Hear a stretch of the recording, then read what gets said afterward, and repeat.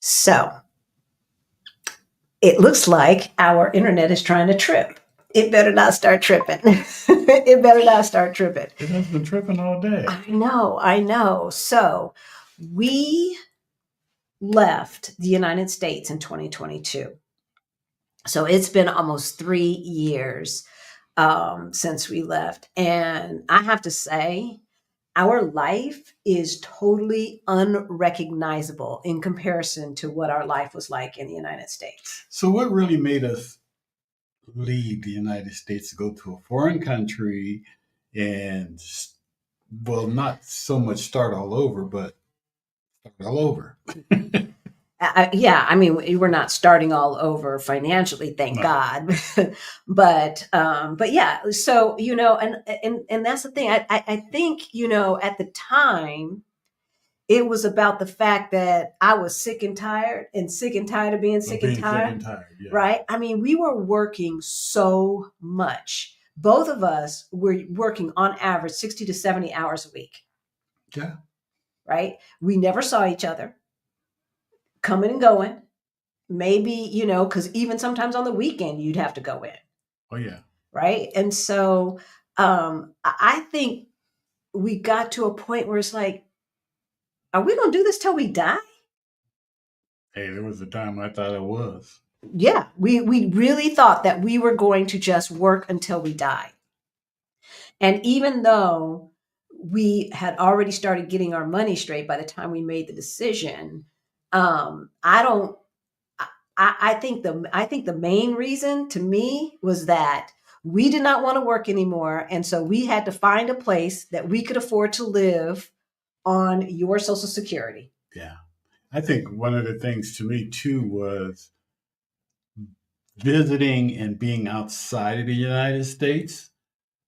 It kind of opened our minds, expanded our horizons, so to speak, and said, "Hey, you know what? Life would seem nice here," or Yeah, we could somewhere else. definitely made it easier to envision living someplace else. But I don't think I know for me, I did not appreciate how much different life is because the United States culture can F you up. Oh yeah. Right. And I don't when you're in it, I don't think you understand how bad it is Until you until you step leave. outside of it. But Uh, first, before we get further into it, let's introduce ourselves. okay. Hey y'all, my name's Halisi. And I'm Rick. Welcome to our Black Utopia. On our channel, we talk about money, we talk about travel and retiring abroad. We help folks who look like us, who are getting close to retirement age and forgot to plan, get their money straight so that they can retire on time or maybe even early. Early is always a good thing. It is a good thing. So, sweetheart, what are we talking about today? How leaving America changed our lives. Yeah. And so we're going to talk about it from a lot of different perspectives. We're going to talk about housing. We're going to talk about transportation, food, health, both physical and mental, work, the social aspect, and of course, travel. Right. But first, if you're new to our channel, then you might not know about, I don't know, in 2018, I can't count the years anymore. Right? Basically in 2018, Rick and I got a wake up call. We looked at our money, y'all, and it looked crazy. Crazy. But we got our financial act together and we went from negative 22,000 in net worth to over 1.1 million. So if any of that sounds interesting to you, please subscribe. We are trying to get to 75,000. So subscribe. And we know the majority of the folks who are watching our videos are not subscribed. Don't have commitment issues, y'all. Don't have commitment issues. Committed? We're committed to being here. And I don't feel too well. So this is probably going to be a short one. But hit that notification bell so that you know every single time that we go live. And if you find this interesting, smash that like button so that YouTube knows that this is information that needs to be shared amongst our community. And with that said, let's talk about the first one. Let's talk about housing, and then we'll say hello to the folks who are in the chat because we see y'all. Housing. So, housing is one of the biggest expenses that people have. And we were just talking about this over on Love Park Connection. One of the things that we're like, okay, if we only have $2,700 a month to live on, Where can we live and live like we want to live? And here's the thing, because the only thing that we really know as Americans or wherever you were born is what you know from being there. And going on vacation someplace is not the same. Not the same. It is not the same. So even if you stay in an Airbnb for a week, right, and you cook a meal or something, that it's still not the same because your headspace is in a different space, right? Like you're thinking differently. So so as far as housing goes, we lived in a 4-bedroom, 3.5 bath house, Yeah. right? Yeah. In what was the suburbs of Denver, but because of growth, it's just in Denver proper now. Got sucked into Denver proper. Yeah, it's not suburbs anymore. But yeah, and we had 2 cars, right? A 3-car garage. 3-car garage. Right? 2 cars. And it's like, it was a lot. It was a lot, especially once our youngest left. Then it was just me and you and a dog in a 4-bedroom house. Yeah. In a 4-bedroom house. Today, we live in an apartment. And it's a 2-bedroom, what they call it a 3-bedroom apartment. But yeah, we call it a 2-bedroom and an office. Maybe. Yeah, 2-bedroom and an office, right? And 1 bathroom. 1 bathroom. And so we went from like almost 3,000 square feet to just over 1,000 square feet. Yeah. So you're right. And not only that, because, it's interesting as we talked to people who are still in the States and they ask us questions. And a lot of times folks are trying to recreate their American life abroad. Yeah. And that's really not possible. Because there's no place like the United States, for good or for bad. There's just no place like the United States. First of all, it's one of the newest countries, right? So maybe you could get that in Canada. You can probably recreate it to a certain point in Mexico. But in Europe and other countries that are old, yeah, real estate isn't there. It's hard. Yeah. I mean, there's single family homes. Well, yeah, there are, but yeah, it's still a different lifestyle. It's a different lifestyle. So housing. We live in an apartment. We live in a walk-up. We have no elevator. So that means when we get groceries, we're carrying them up 3 flights of stairs. And a lot of people, well, some people we've talked to, clients that we've talked to on calls, so you have to carry your groceries upstairs. But then we explained to them also, it's not like going to Costco or Walmart or whatever and buying a month worth of groceries. Yeah. You're not doing that because they don't do that here. No. And if you do, your food's going to be bad. It's going to go bad. It's going to go bad. Unless you've got it in the freezer. So, so that whole part of the lifestyle has changed too. So no elevator, walking up, and even the way we pay our rent, we transfer it directly into our landlord's account, not via Zelle, but we have his bank account number, right? Yeah. We have his bank account number, which is not the usual thing in the United States, right? You protect all of that information. Yes. So, but yeah, and our landlord's right next door. So I think, as far as housing goes, we had to make some adjustments. The other adjustment that we made is we don't have as much stuff. Even if we were to reduce our house in Denver down to 1,000 square feet, we'd still have a lot of stuff, and got rid of the stuff that was in those other rooms. We just had a lot of stuff. So that's part of our life that has changed too. We don't have a lot of space to put that stuff either. Number one. Number two, once you make a decision to get your money straight, buying things is just not a priority. So when we travel, like when we used to travel, we would always bring back trinkets from the countries that we visited. Usually we would bring back a Christmas ornament, Mhm. which we didn't do this time. We didn't do it in Brussels. We didn't do it in Thailand, even no. though Christmas stuff was out. We didn't even think about it.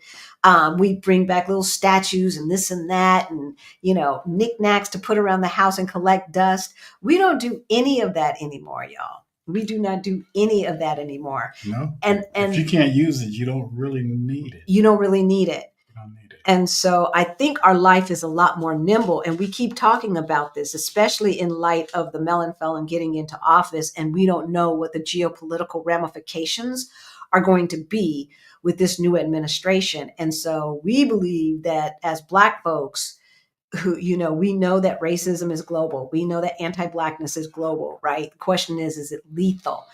We got to remain nimble. And part of being nimble is not having a bunch of stuff that you have to move around and find a place to find something to do with it. So I think. Well, the funny thing too, and I can't remember who I was talking to. We were talking about people that buy stuff and then it's hard to get rid of it. And because you grow attached to it. Yeah. But, I know I was talking to Alex about that. And, you get stuff and it sits in the closet forever and then you put it in storage, but you never get rid of it. Yeah. Because you think that you have this just in case. Just in case. I might need those shoes one day. And it's like, you're not going to wear those shoes again. 9 times out of 10, I had a pair of tennis shoes one time. The glue just disintegrated. And I put them on and they just fell apart. Yeah. And if you are a late bloomer when it comes to getting your finances straight, you just shouldn't be buying all that stuff anyway. You shouldn't be buying all that stuff anyway, right? But the other thing is, going back to housing, and we were talking about this earlier as well, we were paying for space in our house just in case somebody comes visit. Oh, well, if our family comes from California, then they have places to sleep. They never came. Nope. They never came. My mom came twice in over 20 years, just twice, right? Once a decade she came. So you're paying for space that nobody is using. That's a waste of money. Yeah. That's a waste of money. All right, let's see who is in the chat. Of course, Shaquan is in the chat. She was the first one in. Hey there. Hope Porto is treating you well. Hey, Allison. So it is the season, and we're talking about how our life has changed, because now it's time to look at, for 2025, what do we want our life to look like going forward? And what do we want less of, and what do we want more of, right? Yeah. Hello, Travel Artistry by VR on the Move. Happy Sunday. Happy Sunday to you too. Hey, CK, good to see you. Good to see you. Action VJ is in the house. Hey, y'all, if you're here to learn how good life can be in those international streets, then hit that like button. He always comes up with the clever sayings. He always does. Hey, Pinky, good to see you. Diane, I wasn't going to put the first one up with your typos, so good to see you in the chat. We're so happy that you're here. Hey, Frederica, Boas Festas, to you too. And Winnie is in the house. Christmas in Europe is always an amazing thing. Yeah. It is always an amazing thing because they go all out when it comes to decorations and everything like that. And it is always phenomenal. And they have the Christmas bazaars and things like that. In Spain, the Christmas bazaars are usually around a cathedral or something. But here, they're in all of the squares for the most part. And so it really is. They even put some Christmas stuff up in front of our apartment across the street in the park. Yeah. So our Freguesia, which is kind of like a parish, up their game this year, and they have probably double the amount of lighted decorations than they did last year. Hey, Jametta. K. Renee is in the house. Hey, CK is reminding you to smash that like button. Hey, Tanya, good to see you. Steven, hey there. Hey. Good to see you. Where are you guys at? Bye, Pacific Northwest. Wishing you all prosperous 2025. Thank you, CK, Definitely. About the scarf. Hey, Michelle. Glad you are here. Valerina is in the house. Lillian Petty. This seems like a new name. Yeah, Welcome, welcome, welcome. Hey, ABX Girl and Isan One. Jess. Hey, Marguerite. Y'all, we had so much fun in Thailand. It was on another level. Oh yeah, we did. It was on another level. And so we went over Bangkok last Thursday, but we are going to tell y'all all about it as soon as we put the footage together so we can show you. Because it's great. Hey there, Love Park Connection is in the house. So after this, go over to their channel and watch the show that we recorded earlier. Hey, Kay Stewart. Bobby. Hey, Bobby. Good to see you in the chat. Here's another new name. I'm new and I'm not American, but your message about fire has resonated with me and I'm not in my 40s yet. Oh, good. I'm tired of corporate hamster wheel. There you go. Well, good for you for being on top of it, because I wish we would have heard about it when the movement kind of started in the early 2000s. I wish we would have. I really do. Luxury Bucket List is in the house. Jen Wig. Oh, here's another new name. Maisha Solara. Seems like a new name. Good afternoon. Rick and Obi, I hope everyone is excited about their tomorrows. I'm grateful. Yes, we are very, very grateful. All right, so let's move on. So we talked about housing, transportation. Well, transportation seems to me here and everywhere we've been, even Brussels and Thailand, Singapore, seemed like it was a whole lot easier to deal with. Yeah. Now, maybe it's like that on the East Coast. We're Western. Well, he grew up a little bit in Ohio, but we're West Coast people. So the lobbyists, every place west of the Mississippi, they did a number to make sure that we did not have a thriving public transportation system. So in Colorado, we sold our cars, but we had 2 cars, almost 2.5 if you want to count my dad's car. Yeah. Right. And even though like the Whole Foods was just right down the street, we still get in our car to go everywhere. And mainly it's because even though there's sidewalks in most places in Colorado, they did not make it walk friendly. We literally have to cross a 6-lane street. Yeah. Which is it was a highway once it got into the mountains, but in the city, it was a street, right? A 6-lane street to get across the street to the Whole Foods. So it didn't feel safe either. Well, see, when you got the light, when you got halfway across, you could walk halfway, but then you had to run the exactly because the light would change. The light would change because they did not expect anybody to be walking. So the United States, Western United States, really is not meant for folks who want to take public transportation or who want walkability. Yeah. Right.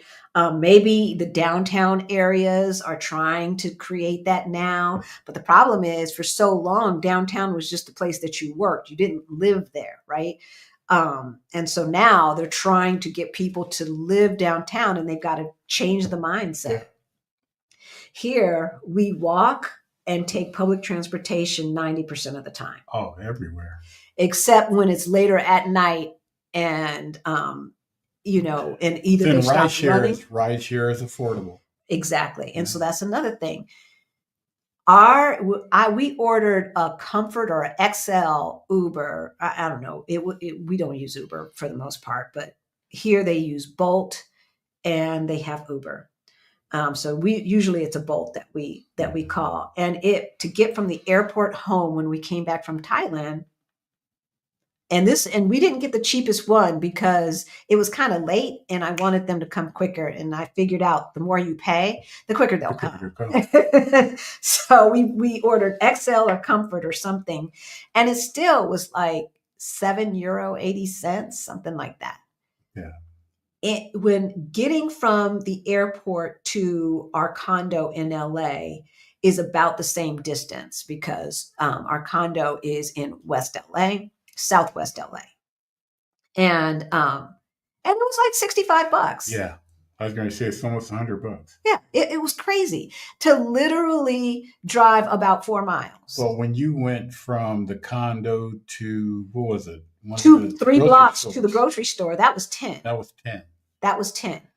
And the only reason I didn't walk is because it was really late at night in LA. Right. $10 to go 3 blocks. Literally. No. And they can't even no. It's just crazy. So another way that our life has changed is that we are not car dependent anymore. And so that means even when we travel, we are not expecting to rent a car or take Ubers everywhere. We usually try to figure out the public transportation which is not hard at all. No, it's not. No, it's not. So y'all know the deal. If you have a question, put a Q in front of it, and we'll go on to one more thing, and then we'll take questions. Food. What can we say about the food? The food in America is killing you, y'all. We did a whole Thursday short about that, about all of the things that are illegal to put in the food here. But, when it comes to our day-to-day life, the one thing that is different is that we have to shop more, not just because we have a walk-up, because we could get it delivered, but because the fruits and vegetables, especially when you get them from the fruiteria as opposed to the chain grocery stores, 70% of the farms here in Portugal are still family owned and run. Okay. So when you go to the fruiterias, which are like, if you're from back east, they're kind of like bodegas, small little stores. The fruit and vegetables are already ripe. You don't want to buy any more than you can eat in the next couple of days. Right. Just have them sitting around in the refrigerator because they're not going to last. They're not going to last. The apples will get mealy. The oranges, the citrus may last a little bit longer, but berries and things like that, bananas, have you seen a green banana here? Mm-hmm. But yeah. I don't see them that often. No, not that often. I don't see them that often. So, and they just come from, most of them, I won't buy the Chiquita bananas. That's another thing. I'm very aware of buying local. So ours come from Madeira, which is one of the islands, the Portuguese islands. That's the closest to us. Azores is farther. But yeah. And so fruits, vegetables, all of that stuff, more local. Yes. More local. And we can't buy a bunch of it. The other thing. Yeah, the mom and pops get fresh fruits and stuff every day. So, and they're every half a block. Like if we walk to the corner, we can see 3 different fruiterias from the corner of our street. Yeah. So, the notion of a food desert. Oh yeah. That I have not really seen that here, even in the quote unquote ghetto. Like we went over, if y'all saw the Thursday short, or maybe it was a Sunday, I can't remember, that we did on the street art that's here in Portugal. We went over to an area that is public housing. And the majority of the people that we saw who lived in that public housing looked like us. And the murals are amazing. So you got to check out that video. But even there, because in the quote unquote ghettos of the United States, there's food deserts. But even there were fruiterias like every other block. Right. And little mom and pop stores, because they, the majority of the housing, that's another thing, getting back to housing, the majority of the housing here in the Lisbon area anyway, is multi-use. Yeah. So you have shops below, and then you have housing above. So, and that's especially on the major streets, more so than the side streets. All right. So what else about food? It's cleaner. It's a lot cleaner. They can't have half the chemicals and stuff that they use in the United States are banned in Europe. They're against the law. Yeah. To use. Yeah. They don't add as much salts. They don't add as much sugars to the things. No. The bread tastes totally different. Even Frito-Lay chips. I was going to say Frito-Lay's potato chips even taste different. I rarely buy them. I like to buy the Portuguese brand because I know it's going to be cleaner. But A lot of people that say, and I don't eat McDonald's or anything, but they even say the hamburgers, even the American stuff, companies that are here, they say the food tastes different. yeah, It's prepared differently. yeah. Or they're using different ingredients Different ingredients. that, but yeah, and because Taco Bell is here, KFC is here, Pizza Hut is here. I don't eat at any of those places. And now that I know that Taco Bell and KFC support the melon felon, I won't be eating any more Taco Bell either. Because I used to get a Taco Supreme every once in a while. Yeah, I was going to say you would eat Taco Bell great once in a while. Yeah, I think twice since I've been here, 3 times maybe since I've been here, but they ain't gonna see me no more. That's for sure. But the other thing is, so the chips are not as salty. Even the Frito-Lay chips are not as salty. I don't see high fructose corn syrup and stuff like that and things. And it is so much more affordable. Mm-hmm. You can get a pack of wings that's like, the big family pack for under €3 all day, every day. Not on special, not on sale, all day, every day. Right? Yeah. I remember when we were in Coimbra, I always tell the story when we were in Coimbra because we were in the tourist area and you got a hamburger, French fries, and a beer for €3.50. Yeah. Now that was when we first moved here, €3.50 or on our scouting trip at the mom and pop. And that's another thing. So the restaurants, if you get the plate of the day, you're not paying any more than €10 for the most part, right? And the plate of the day usually comes with a dessert or a starter or sometimes both and a drink. And sometimes that includes beer and wine. So we go to one of the local restaurants and get the chicken plate. Mm-hmm. We get the chicken plate and the food is good. Rotisserie chicken is a big thing here, or chicken on the grill, big thing.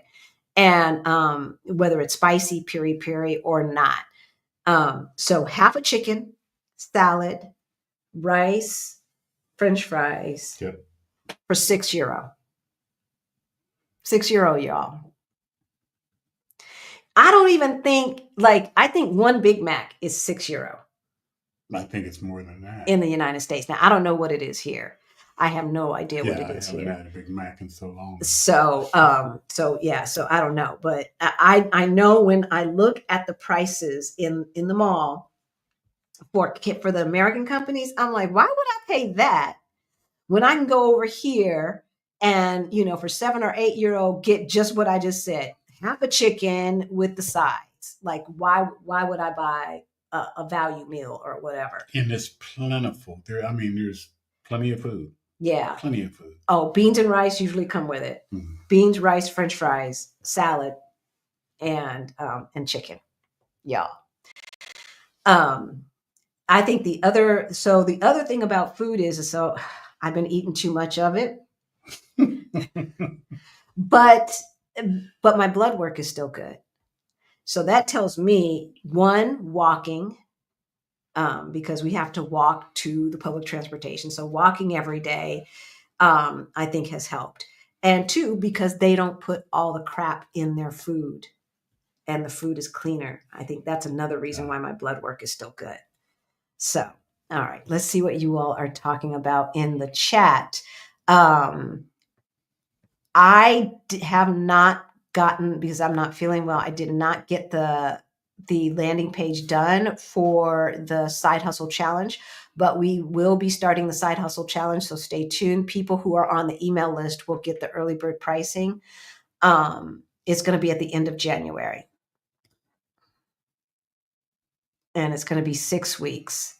So that should give you some idea. We will meet weekly on the weekend, probably on Saturday.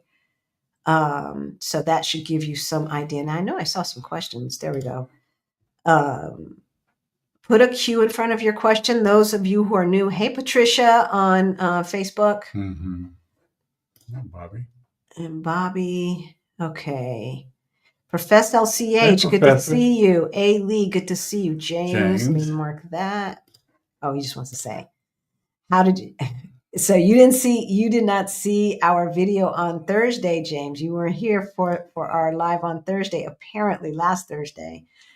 Um, Thailand was all of that. And it would be on my list if it weren't so damn far away. Right. I just 17-hour time difference from where my parents are and from where one of our rentals is just not is not doable. It's just not doable. And of course, our the furnace went out in the condo Of course. while we were there, and so dealing with the vendor and all of that stuff from 17, I'm dealing with the vendor, and it's yesterday in Cali. So yeah, that does not work. That does not work. But Thailand is all of that, Oh and yeah. we will be doing Loved it. details. We talked about Bangkok, but we'll also talk about Chiang Mai and Phuket, and we'll throw in Singapore, even though we were just there for a few days.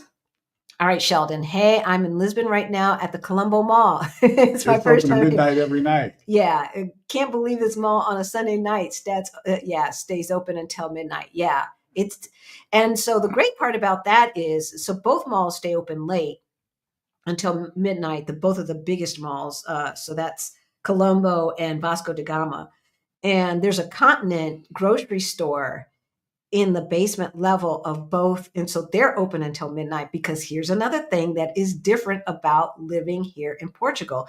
And it was even the same was it Singapore that closed really early? Yeah. Yes. Singapore closes early, like 10:30, 11 I want o'clock. to say 10:30. Stuff is closed. Yeah. Bars even closed. Like you can't sell alcohol after 10:30 or 11 o'clock or something like that. So the bars close. But here the grocery stores close somewhere between 7 o'clock and 9 o'clock, depending upon where you are. So the one by our house closes at 8:30, but the Pingo Dos in the train station closes at 8. So that was a reset, a mind reset, in making sure that you got what you need early. Right. But Colombo, but the continents in the mall, they are open. They are open until midnight, and so that is a luxury, especially if you live close to them. Can you suggest 2 to 3 areas, neighborhoods near bus or trolley line you would suggest to rent in the city of Lisbon? So we did a video on this, Bobby, and I've got to rename the video because it was called Airbnb Do's and Don'ts. Do's and don'ts. Right. And so you guys can find it in the description so we talk about the different areas and what we like about those areas, okay? Because here's the thing.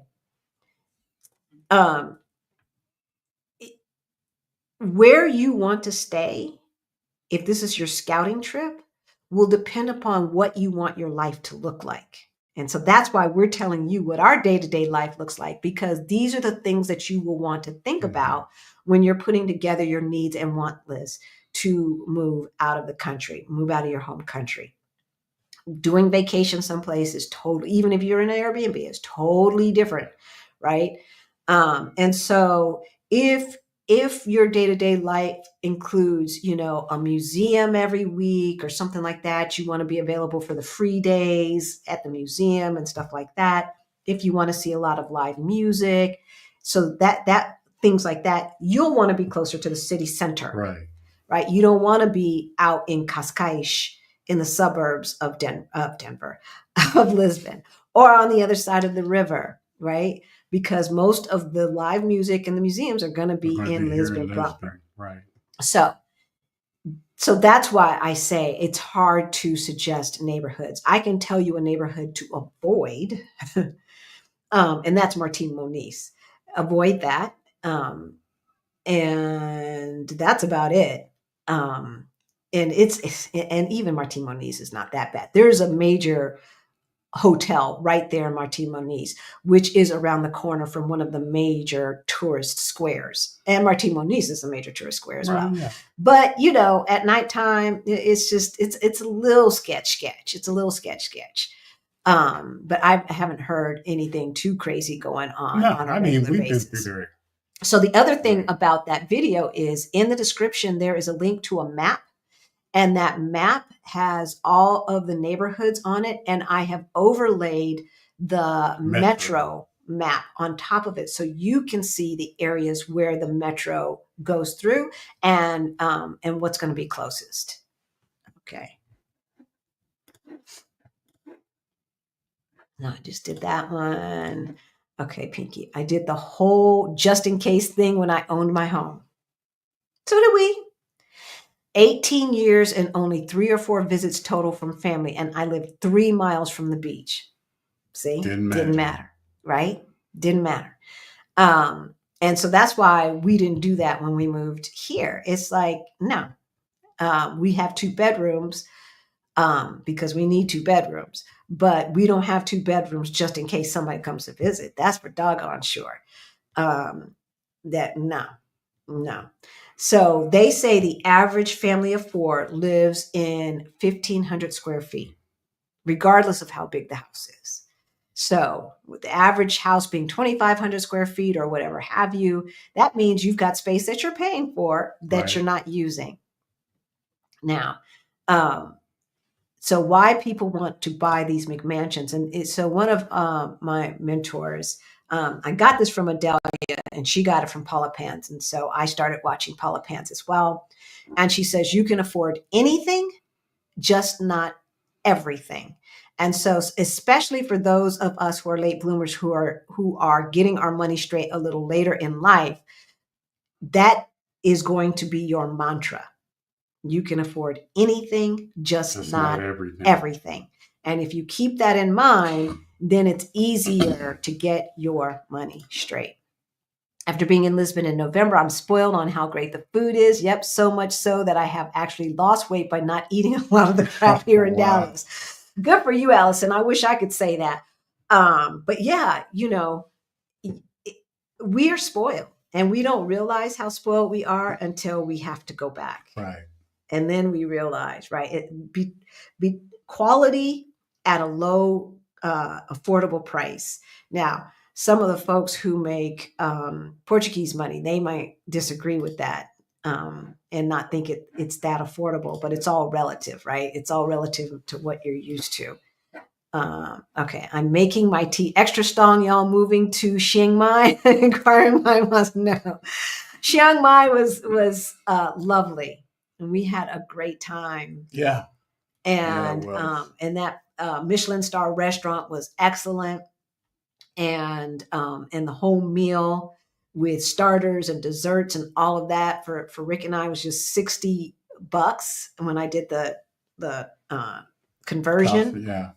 $60 for a Michelin star restaurant dinner. And we even had lunch at a Michelin star at the hotel next door. Exactly. Where we stayed. Yeah. Exactly. It was excellent. Yeah. As a matter of fact, they even have Michelin star street food in Thailand. Yes, they do. Peggy, about the food in the USA, every week there is a recall. Really? Meat and vegetable, including organics. Wow. How can you recall? I mean, what would be the reason to recall an organic fruit or vegetable? Did it get contaminated with like Ebola or something? Contamination. Oh my gosh. Yeah, we never hear about recalls here. No. There has not been a recall since we've been here. Because I'm sure even though we're not watching the news on a regular basis, somebody is, and we got group chats with the Black Americans. So somebody would have put it in there. My bolt from my hotel to the Colombo Mall here in Lisbon was €3.85. That's what I'm saying. There you go. That's what I'm saying. Right. And here's the other thing. The metro will let you off in the mall, basically. Both Colombo and Vasco da Gama. So you don't even really need to take a Uber or a Bolt. Food deserts aren't just in the hood. I've been to some majority white areas here in Georgia. Wow. Where you really had to search for a grocery store. Wow. See, I don't know what they're doing in the States. I just don't know. And it's interesting because we get in the comments all the time, why would you want to leave the United States? At least every video, somebody new comes and says, why would you, my ancestors, did this and did that. And then somebody said, we're about to get some reparations and you're going to miss out. Yeah. Well, first of all, as long as I'm paying taxes, yeah, you're as a you're U.S. citizen, I'm getting whatever is due me. Okay. And so on the, 1 in 100 millionth chance that they do some reparations, you best believe that we're getting ours. You best believe. Or I'll stop paying taxes. Like, you can't have it both ways. You cannot have it both ways. Are you ever going to buy your own home in Portugal? We'll see. Yeah. We'll see. Had you asked us that 2 years ago, I would have said yes. But now, with the geopolitical climate as it is, as we said earlier, I think we need to remain a little bit more nimble. And so if we did, it might not be for us to live in. It might just be for investment purposes. That's where my thinking is now. Yeah. But we'll see. We'll see. I don't know. Massage spa services. I've been finding the services comparably priced to Cali Bay Area disappointing. I thought the prices would be less. I'm not sure where you're going, CK, or where you went, because the prices at the places that we go to at a full-fledged spa are about here in Portugal are about the prices that I paid at like a Massage Envy type place. So yeah, the massage is about €75 at a spa place. You can get them less expensively at not a spa, but a massage place. I paid as little as 55, which is still, in comparison to the affordability of other things, I'd say that is expensive, even for Portugal, but still less expensive than I was paying in Denver. So I'm not sure where you're going if you're paying anything more than that. And as I said, here, you're given a robe, you're given slippers, you have some tea first, and then they give you a massage. You have access to the whole spa area. So the sauna, the jacuzzi, all of that stuff, the steam room, all of that stuff you have access to. And then afterwards, they give you cookies and tea to revitalize and all that now. And that's for the same price that I paid back in 2018 at Massage Envy. So yeah, but of course, nothing compares to the massage prices in Thailand. No. I live 5 minutes from the airport and Uber was $47. Jeez. Traffic is so congested. Yeah. And I have lost my taste buds for the food. Oh, I'm so ready for my new life. May 2025. All yes. Right. Yes. I don't know what we're going to do. We will be back there next fall for as little time as possible. We've got a family reunion coming up, but I don't know what we're going to do. We'll see. Hello, Halisi and Rick from Tori and Sam. Hey there. Thanks for sharing. We hope to schedule our first scouting trip to Portugal soon. Yes. Is 1 week long enough for Lisbon scouting trip, or would 2 weeks be best? 2 weeks would be better. Yeah. You can't even scratch the surface in a week. If that's all you can do, then that's all you can do. And if you're scouting the whole country, you need to be here for a month. You really do need to be here for a month. And maybe you make decisions quickly. Maybe you can get a feel for a place quickly, but all of the stuff that you have to do and trying to check out the neighborhoods to see where you possibly would want to live and stuff like that, that's the thing that takes time. And so we would definitely suggest anyone who's doing a scouting trip really do rent an Airbnb. Rent an Airbnb so that you can have your expectations straight on what housing is like here in Portugal. Portugal's old. There are new builds. There are rehabs and refurbs where they've done the open concept thing. But by and large, Um, Portugal does not have open concept in the majority of its housing. In the new builds, yes, but in something that has been rehabbed, then yes. But otherwise, it's not. It's different. Right. It's a different way to live. It's a different way, and that has to do right. That also will impact how you socialize within your built environment within your house, right? So yeah, we definitely recommend renting renting an Learn Airbnb. Airbnb and give yourself as much time as you can. Yeah, I think 3 weeks minimum total, minimum, because week one is like, oh, and then you might have some jet lag and stuff like that. Week two is like, okay, but it's still really new. By week three, it'll start to feel familiar, right? And you'll want to try to get your hair cut, see if you can buy hair care products, go grocery shopping, see what food is available. Grocery stores here are a lot different, and by and large, they're much, much, much smaller than the average American grocery store. We have some bigger ones like the continents and the malls, and then when you get further away from the city center, they get bigger. But still, you're not going to go down the toilet paper aisle and find 50 different types. Oh, they don't have that much space. They don't. Well, even in the continent, you're not going to. Right? In the big continents, you're not going to. There's going to be 2 brands, 3 brands tops. That's it. That's it. So, and it doesn't take up a whole row because they don't need to, because there's just not that many choices.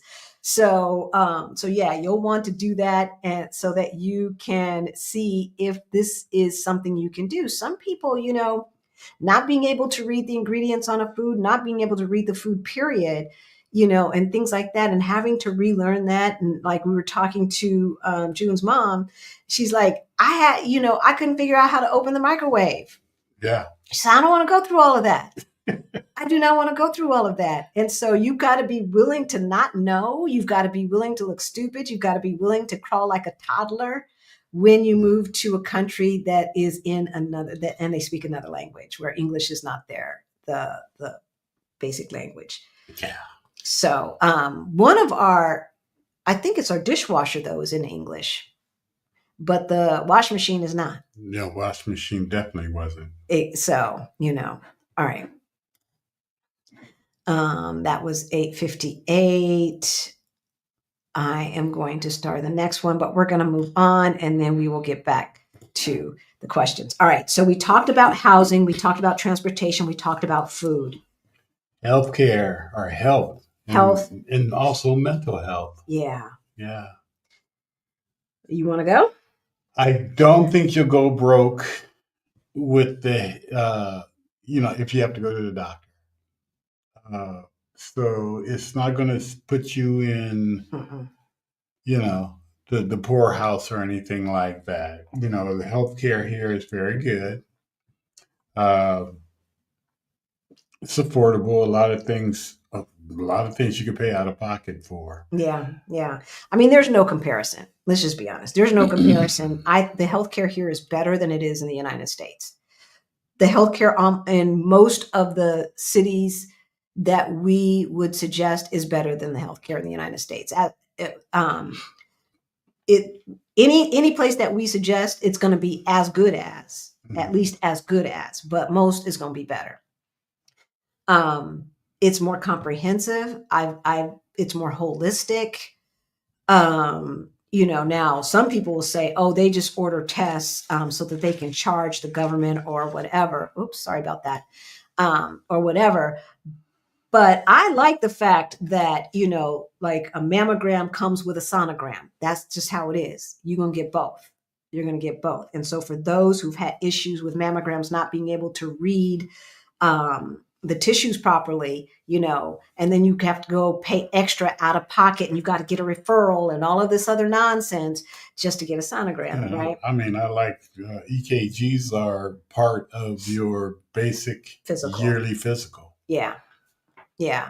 So things like that, and you really could pay for all of that stuff out of pocket. Excuse me. For instance, the mammogram and sonogram in the United States, well, it was just a mammogram. I got it after my insurance expired. I didn't realize, and I had to pay almost $600 out of pocket. Here, it would have been about 125, 150. And that's for both the mammogram and the sonogram. So, so I think our health is better than it was in the States. Mm-hmm. Mental health. Look back at our first videos. You'll see how crazy I looked. My hair was falling out. I could not gain weight. I was like 119, 118 pounds. And it was just, I don't think when you're in the thick of it that you really realize the number that living in America is doing on your mental health. Because it's threefold, right? Like on the one hand, we've got racism and all of that we have to deal with on the job. So there's that piece. And then if you're a woman, you've got to deal with the sexism and all of that on the job. And then when you come home and you're just trying to live your life, you got, white folks who think it's their duty to police you. Right. And so everywhere you go, you're followed around the store. You're asked, what are you doing here? Or they're looking at you sideways, et cetera, et cetera. And you never really feel 100% comfortable. And you might not realize that until you leave. Yeah. How safe do you feel hanging out in the park, during the day or just being out? Yeah. Now, had you asked me back in 2021, well, it's the pandemic, but you know what I mean. Back in 2021, early 2022, do you feel safe here? I'd say, yeah, in general, I feel safe because you don't know anything else. Familiar with it. Yeah. Right? Like walking from at nighttime, walking from the grocery store door to your car and putting your keys in between your fingers like this so you can jab somebody. That's just how it is. That's just what you do. Right? So I think that a lot of times we think we are okay because this is all we know. And it's not until we leave that we realize that how crazy it really is. And how much nonsense. Did he just die? He just died. Oh, Jimmy Carter. Oh, I liked him. 100 years old. Wow. So I don't think we realize how much putting on all of that armor to do daily life as a Black person in America, the toll that takes on us. So that leads to the next one, social. And I'm just going to go right into racism because that has to do with mental health. When we decided to move here, I didn't necessarily think that racism wouldn't be an issue. And I just wanted to make sure we weren't getting into a worse situation. Right. But that wasn't on the top of the list. I didn't even think about it. I just assumed we don't have to deal with this wherever we go. I just assumed that there's going to be Karens trying to police our actions and behavior everywhere we go. Now, it's interesting because when we were on the plane flying back, some Karen on the plane who was in business class was trying to tell me the area where the stewardesses or flight attendants hang out, right? And they get their stuff together, where the trash cans are. Usually it's right after the bathrooms, right? This area is for business class only. I looked at her. I was like, who are you? You ain't got no types of uniform on. So you just need to shut your pie hole.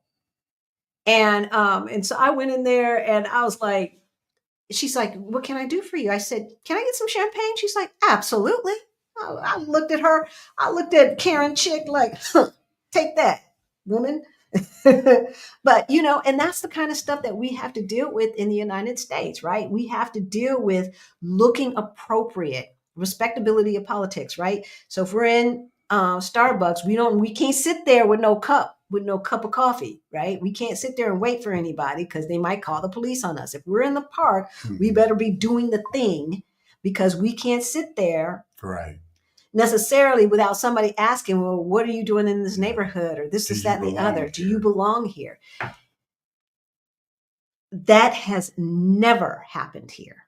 It has never happened. Now, I'm not saying that there's no racism here. There's race, it's global. But what I'm saying is is that it is not so much a part of the culture that I have to deal with it on a minute to minute daily basis. And I have to admit, I have been followed around the store. And I have to tell you, every single time here in Portugal, here in Lisbon, when I'm followed around the store, it is a black security guard doing it. I have never been followed around the store by a white security guard. No. See how we do? See how we do to each other? No matter where we are? See how we do? So I don't think I appreciated how much racism was such a burden, especially lethal racism, right? The notion that if you pass by a cop, it's like, oh, here we go. Yeah, you get rigid. Right? Here, I have one of our grocery stores is right next door to the police station, and they're always hanging out in front smoking. They don't pay attention to me, and I don't pay attention to them. Oh. Right? Unless I'm trying to avoid their smoke. But other than that, I'm not paying attention. Right? And so have you felt racism here? I haven't really felt anything like that. Mm-mm. I mean, you get looks or something like that, but I don't know where they're coming from with that. It's not looks like, you don't belong here or anything like that. It's just, I don't know. Who are you? Yeah. I mean, because people, the feeling that I get, especially in this neighborhood, these people have lived here for a long time. There's a lot of people here who have lived here for a long time. The person who owns this apartment, his father-in-law owned it. So that means they lived here. She grew up in this neighborhood, right? Or they might have bought it after the fact. I don't know. But I have a feeling that's not the case. I have a feeling that they lived here for a while and then they bought the apartment next door or vice versa.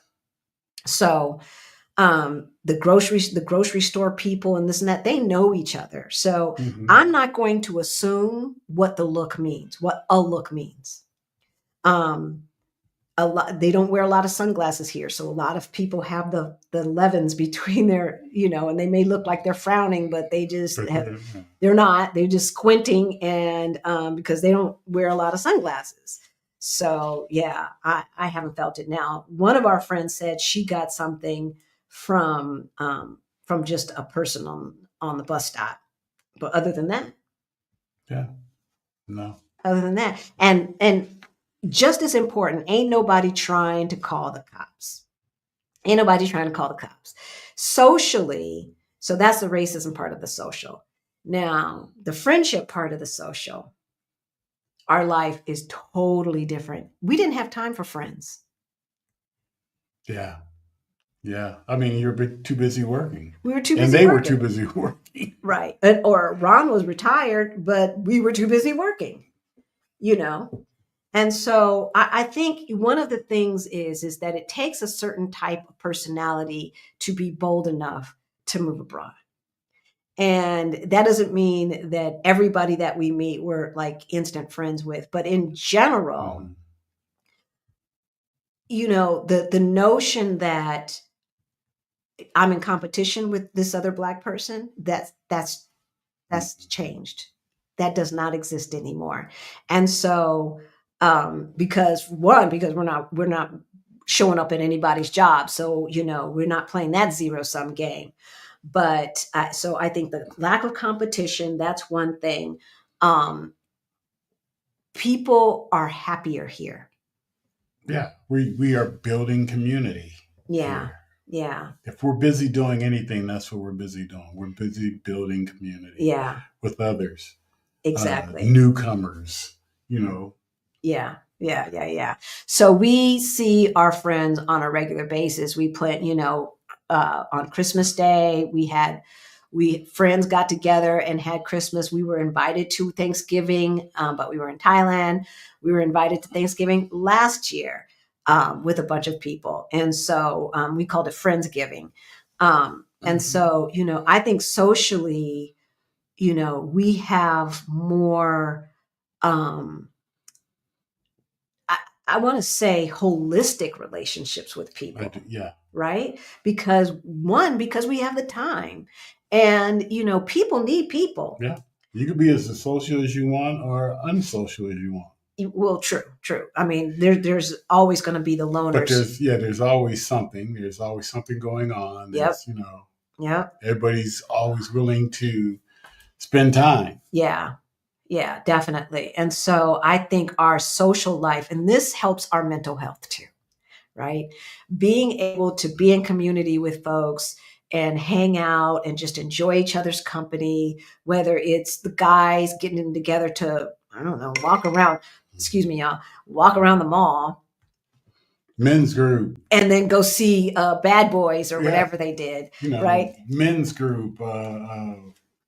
It's Sangria Fridays. Yep. Or the Wine Society. Yep. These are all of our WhatsApp groups. Yeah, how many WhatsApp groups have we started up just to do things to invite people into experience? Yeah, we didn't start the Wine Society, but we did start the Friday Sangria group. And we get together, every once in a while, every 6 weeks or so, and do day drinking or whatever at the sangria place. So, all of that, I just think we have richer relationships here. Mm-hmm. I think that's the word that I was looking for. So health-wise, our health is better. Our mental health is better. We now have a plethora of friends. And it's interesting. I think I told you all this before, but for those of you who are newer, I was showing one of my good friends in Colorado the video from my birthday party that I had in the summertime. And she's like, dang, you've got more friends there than you had here. And you were here for 20 something years, right? Yeah. The American lifestyle is not healthy. It is not healthy. And so we don't want you to try and recreate your American life in another country. That's not what you want to do because it's not healthy. So, what you want to do is figure out what brings you joy and do more of that and avoid the stuff that you want to avoid, right? And not try to recreate America. Okay, I'm just marking your questions here. Let's do one more and then we'll have the last one. So number 6. So we talked about housing, transportation, food, physical and mental health, and the healthcare system. Social. We talked about social and racism, and now we're going to talk about work. I don't know, because we don't work. So one of the Action BJ would say so, different. Exactly, because he's talking crap. But so how has our life changed since leaving America? We now have the luxury to not have to work. We have designed a life where we can live the way we want to live off of one Social Security check. Y'all have heard, we did our expenses video, but I'll just tell you, again, our rent is $1,400. In euros, it's 13 something, right? So our rent is about $1,400. Our utilities all in max, worst case scenario, including cell phone, power, cable, internet, all of them, max is 200. And that's if we've got the heaters running all day long, right? So that's max of all of them going to be. Now, our heating bill or our gas and electric bill in the United States was if it was 200, that was a low bill. That was a low bill. Yeah, 180, 200 just for electricity and gas. Just for electricity and gas, we were paying over $200 a month, and then more than 400. Over more than 400 sometimes. Then we got solar panels, so it went down, but still, it went down. We never had another $400 bill, but it never went down to like 60 or 70. Never. So a cheap one would have been about, with the solar panels, maybe 110 or something like that. We pay $34.98 for internet, cable, and a landline. 38 euro, y'all. 38 euro. So So yeah.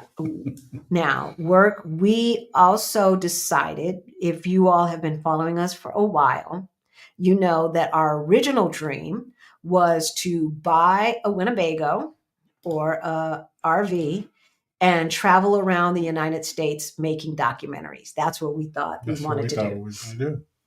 And instead, um, amazing massage in Thailand. But instead of traveling around the United States, we now get to travel around the world and do YouTube.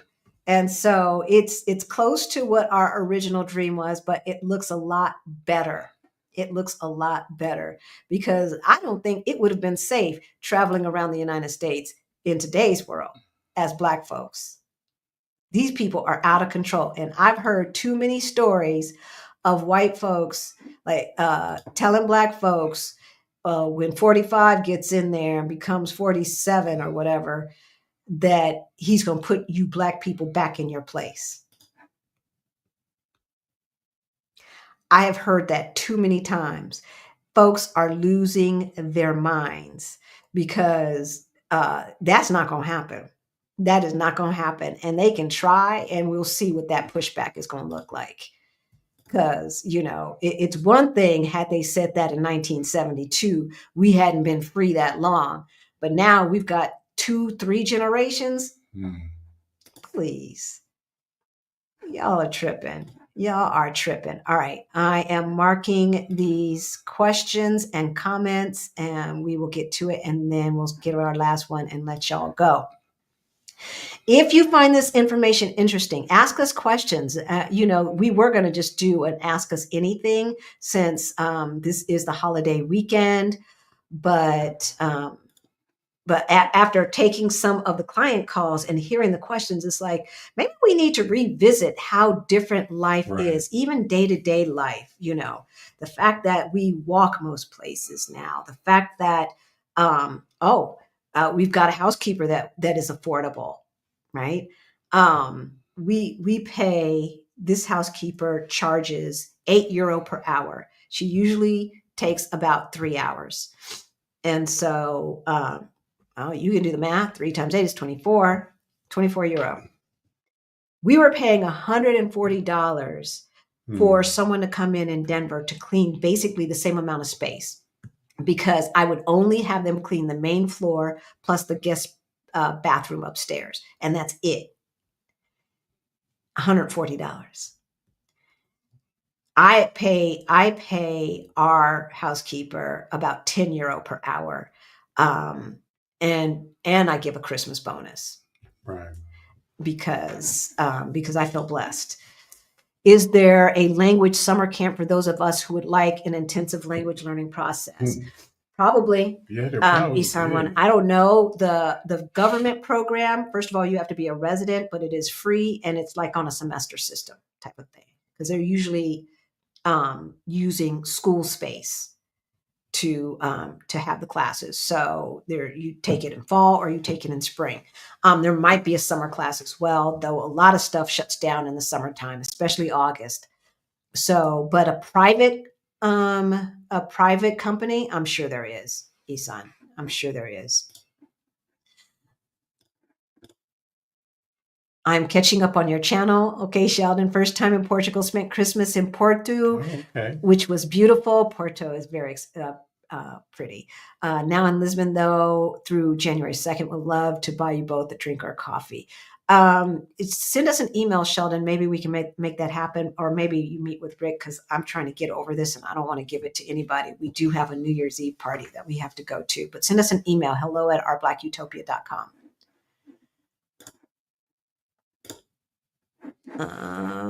Okay. I'm Beverly, and I'm new to your channel. Welcome, Beverly. Welcome. Love your straight talk approach. I plan to visit Portugal summer 2025, perhaps during Juneteenth celebration. Yes. So our meetup, we're having a meetup in June. Our meetup is always the Juneteenth week, and is usually the same week as our Rich Journeys meetup. If you're taking their 365 Days to Fire, then their meetup is usually Thursday, Friday, Saturday, Monday, or something like that. Ours is Monday, Tuesday of the Juneteenth week. We have 1 to 2 organizations that usually have a Juneteenth celebration. The other thing is June is very popular. Yeah, it is going on. It's the month of popular saints, and I believe Lisbon's patron saint is Saint Anthony. And so every Freguesia parish tries to outdo each other. They take it to the streets for real. For real. So they participate in the main parade that happens, and they try to outdo each other there with the floats and the bands and the this and the that. But also there's street festivals all around the country during that month. And in Lisbon, it's usually the week before Juneteenth. And then, of course, there's Pride as well, which is usually the next week. And that is a whole big spectacle that you got to see. I mean, I thought Denver's Pride Parade was huge. This one is on another level, and it looks more like Carnival than Pride. But the street festivals here, you can go from neighborhood to neighborhood to neighborhood to neighborhood to the street festivals, and they usually have live music. They have booths set up with food, etc., games for the kids. Earlier in the day, they usually have like a jumpy house or whatever, and other kind of arcadey type games for the kids. But this goes on until usually about 2:00 in the morning. So like after 6, then they transfer over to the adult, even though kids are still there. Yep. They take the jumpy house down, and that becomes a dance floor. There's a stage there. They have live music. We had 3 stages within walking distance of our house every year. So, and then the big day happens when they have the parade, and that is it down in Lisbon proper and Bica and stuff like that. Avenida Liberdade, down in the tourist area, and that whole area becomes one big gigantic party. It is so much fun. There's a lot going on. It is so much fun and safe.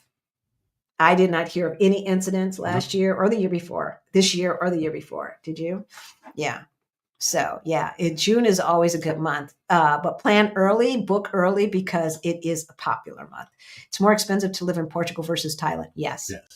I am new. So when do you guys come on live? 2025 is last year to work, so need to talk, please. Okay, so we do one-on-one coaching. If you need help with that, the information is in the description below. You can book a call. And the reason why we do that is because when we were trying to make this move, there was not anyone besides an immigration specialist, cha-ching, that you could talk to. Cha-ching, cha-ching, right? That you could talk to. None of the folks on YouTube were taking taking calls, paid or unpaid. So you can book a call with us. That information is in the description below. We go live every Sunday at 3:30 Eastern time, and every other Thursday at 5 p.m. Eastern time. And on Thursdays, it's a short. So we take a question from the audience and then we answer it. A question in advance. So if you email us and say, I've got a question for a Thursday short, I think you need to do a show on this, then we will do it. But we don't take questions from the audience during the live. So we're usually off within 30 minutes. So that's when we go live. But yeah, Thailand, there are places in Thailand that you can live as a single person for $1,500 a month or less. Okay. Depending upon how you want to live, Bangkok could be one of those cities as well. Lisbon, no way. But you can live, a couple can live in Lisbon for $30,000 to $38,000 a month. A year, easily. The biggest thing is your housing, right? After that, the transportation, our transportation cards cost €60 between the two of us, 40 and 20, because he gets the senior discount. And if you get a transportation card just for Lisbon proper, it's free for seniors and free for folks under 24. So we could technically get away with only spending €60 per month on transportation. Come on now. Food is very inexpensive. And I would say the food in Thailand, where we were shopping anyway, is a little bit more expensive than it is here. So, but the rent is a lot less expensive. And the food in the restaurants, by and large, is less expensive. But the food in the grocery store now could have just been what I was buying. Perhaps if I were buying just Thai food or what they typically eat, it could be less expensive. I don't know. But I saw some American bacon, and I haven't had American bacon in a long time. So I bought it. I bought it. And that's in Thailand. It's hard to find American bacon here in Portugal. But you can get, I mean, you can get bacon, but it's different. When my husband and I were there, we were nosing around in the stores and comparing prices. Yeah. I mean, even like the peanut butter here, I have not seen, I think I've seen Jif or Skippy or something somewhere. I think Skippy. Skippy, is that what I see saw? a lot of American peanut butters here. No. And the store brand that we buy, I think we buy Pingo Doce's brand. It's natural. It's all natural peanut butter. You don't have to pay. That's all they have. There is no. They might have had Skippy in there. I don't know, but the store brand is natural. And on the back of it, it says peanuts or peanuts and salt, depending upon which one you get. You go to the American store and find it. Yeah, you go to the American store, you can find Jif and stuff like that. All that crap. Jinx. I missed Thursday's live. We'll go back and check it out. Yes, definitely may go for the Thai New Year Festival in April. Look, and we're going back to Thailand. That's all I can say. We're going back. We are going back. There's so much that we didn't see, so much more that I want to experience. And now, I mean, to me, the way we traveled this time, because we were with a big group and there was an itinerary, I think we just got a taste of each place. So I don't need to go back to Phuket. I don't need to go back there. Too many Russians. But I definitely want to experience more of Chiang Mai and Bangkok and maybe some other cities, as well as Malaysia and Vietnam. Asia's now on the list. Asia is now on the list. So what do y'all think about 45 threatening Panama? Bad idea. What did he say? He thinks that the United States should take over. Oh, that's take right. Panama back. It's like they never had it. We had the rights to the canal. They had 99-year right to the canal. That was it. They've never owned Panama. That's not going to happen. Yeah, that's goofy. That's not going to happen. Nobody's going to let. Won't sit still for that. The UN is not going to sit still for that. That's not going to happen. Panama is a democracy. It is its own nation. It's a sovereign nation. And, a lot of contamination of veggies and fruit is from waste, including human waste. Oh, gross. Just gross. There's something to be said for the family farm here in Portugal, delivering to our little family bodega, right? And he personally is getting the fruits and vegetables every single day. And there's just something to be said for that. It is naturally organic. There's no label that says organic. There are organic labels in the main grocery stores, in the chain grocery stores. But if I see a worm in an apple, I know it's organic. That's all I need to see. And I've seen it. So I've seen wormholes. So I'm good. I am good. That's just ridiculous. That's so disgusting. Where are the hot springs in Portugal? Do they have them along with a nice spa? I don't know. I haven't visited any. Have you heard? I think there are. There's hot springs. I think there are hot springs down in the Évora area. There's somebody on here from Portugal. When we were in Évora, somebody was talking about hot springs. Yeah, I think so. Yeah, we don't know everything, but I think so. Did you get any massages when you were in Thailand? Yes. Yes. And it was fantastic. Yes. We paid, I want to say $90 if I did the conversion, for couples massage. First, we had like a facial massage, or did we do that afterwards? We did two things. Massage.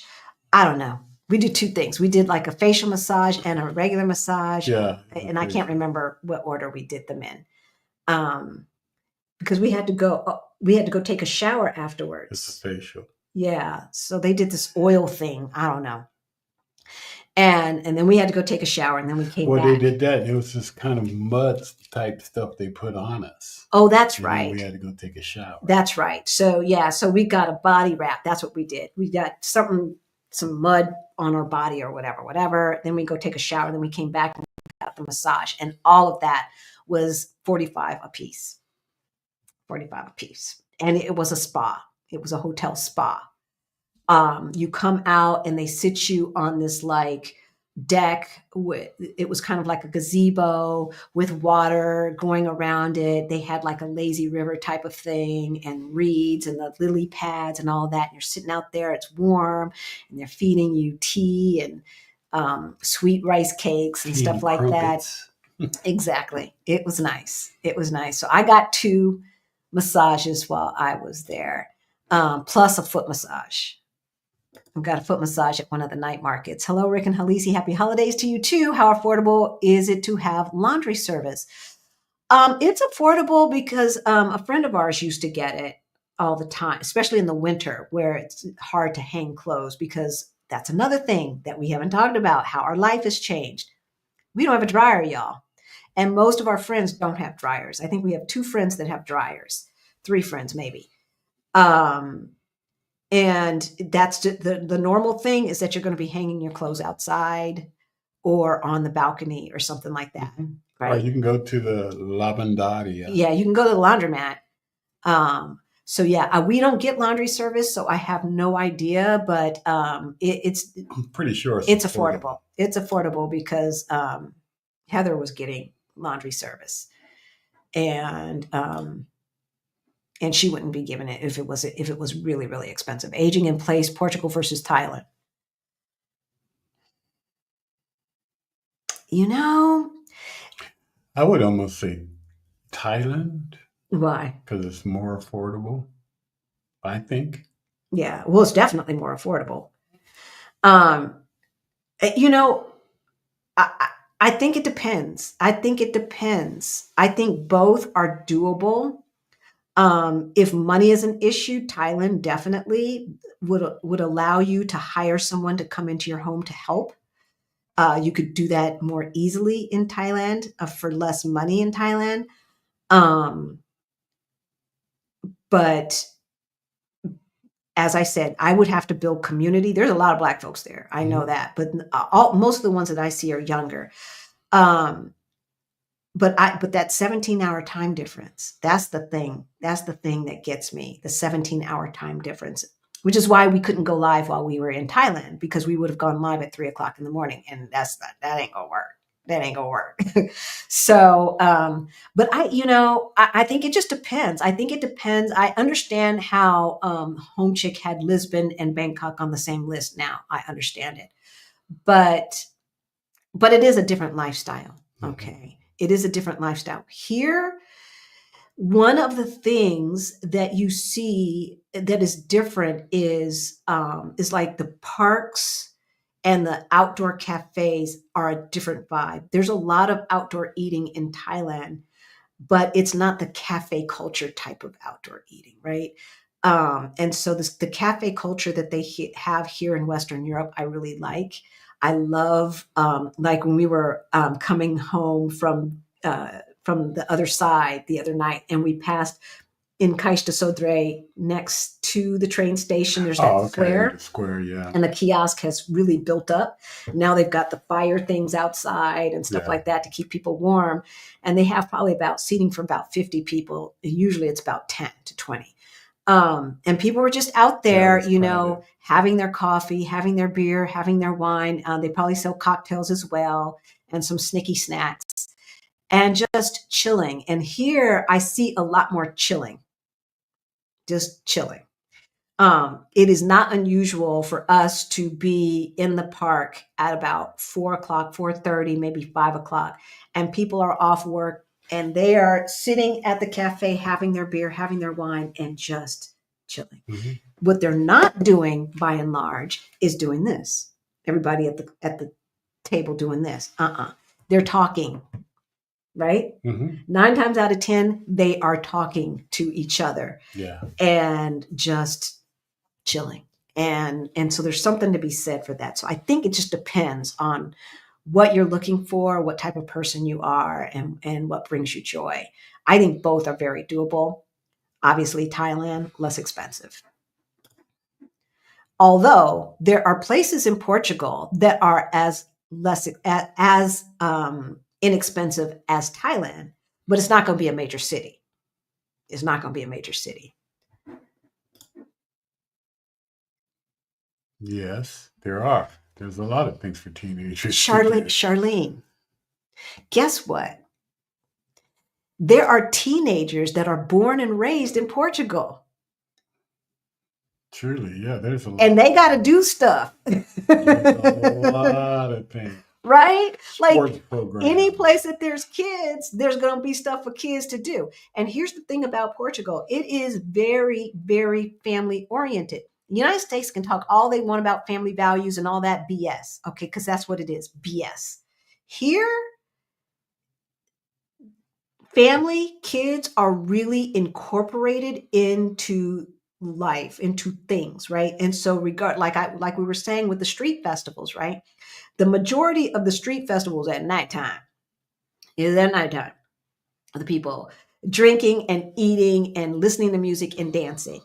But all of the freguesias that I've seen do a whole thing during the day for the kids.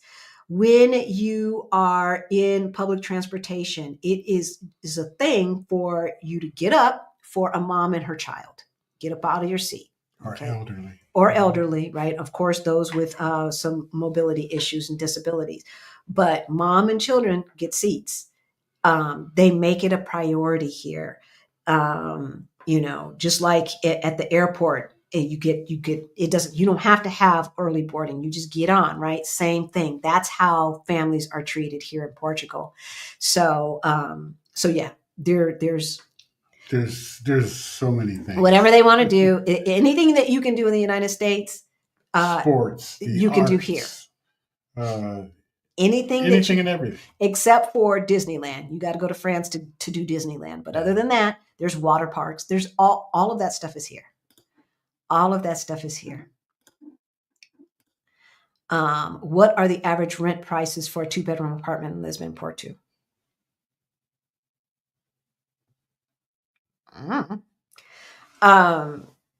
We did a show on Lisbon prices, Lisbon apartments, what the cost of living is now. I think this was about 4 months ago, so you want to check that out. But prices change, yeah. Prices change. Porto is less expensive than Lisboa. Okay, Porto is less expensive than Lisbon. But what do you want to pay? So you say the average price. I don't know.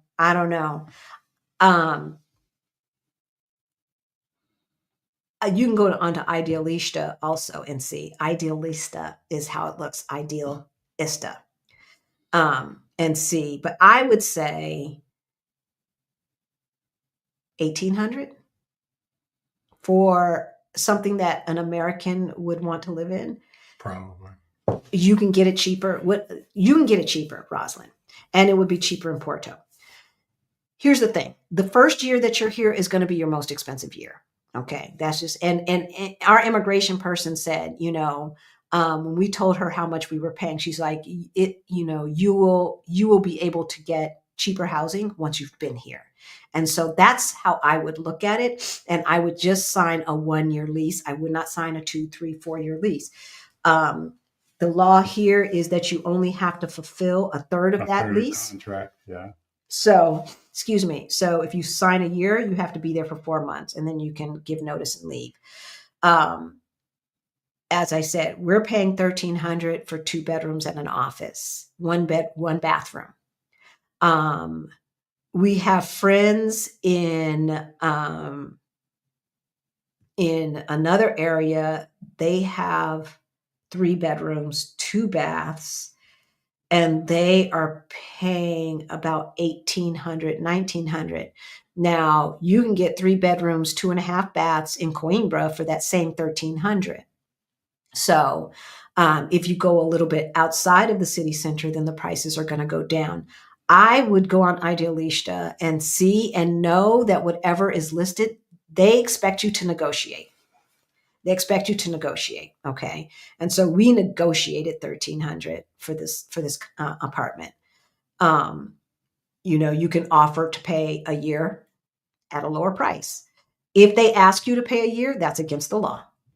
It's against the law. All right. But you can offer to pay a year to get a discount on the rent. The rent is going to be your most expensive thing. And rent in Lisbon is high for Portugal because it is the capital city, Right. and they have not kept up with the inventory as they need to. So there's a lot of cranes in the air. There's going to be a lot more inventory coming in coming years. But for now, as with all major cities around the world, there is a housing shortage. So, but yeah, it just depends. It depends. We've heard everything from 1,500 to 2,500. I know somebody who's paying 6,000. That's not necessary. That's not necessary. Always interesting to me how those who criticize the decision to move to Portugal, Spain, or any other former slave trading nation never think that they're fools for choosing to stay in one. That part. We get that all the time. Why would you? Or we'll get the passive aggressive.